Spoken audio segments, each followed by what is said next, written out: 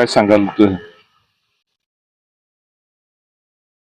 आटपाडीच्या नगरपंचायत होण्याच्या साठी जो संघर्ष उभा केला आदरणीय भारततात्या पाटील यांनी 38 दिवस उपोषण केलं, त्याचबरोबर कायदेशीर पाठपुरावाही केला आणि आज आटपाडीची नगरपंचायत निवडणूक होत असताना या नगरपंचायतीचा सर्वांगीण विकास करण्याच्या दृष्टीनं सौरभ भैया करतील हा विश्वास आहे आटपाडीकरांना।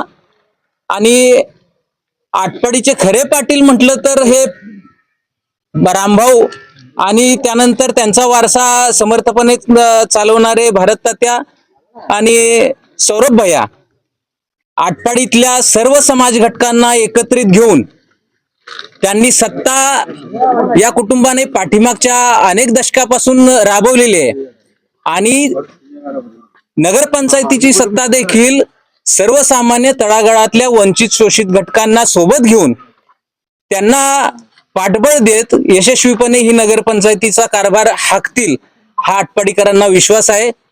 आटपाडीमध्ये अनेक ठिकाणी आम्ही फिरतोय तर प्रत्येक भागामध्ये सौरभ भैयांना उत्स्फूर्त प्रतिसाद आहे आणि तो प्रतिसाद मिळत असलेला हा निश्चितपणे ही विजयाची नांदी असेल एवढी आपल्याला सांगू इच्छितो। आणि मी स्वतः महाराष्ट्र नवनिर्माण सेनेचा मागच्या गतवर्षी झालेल्या विधानसभा निवडणुकीमध्ये अधिकृत उमेदवार होतो।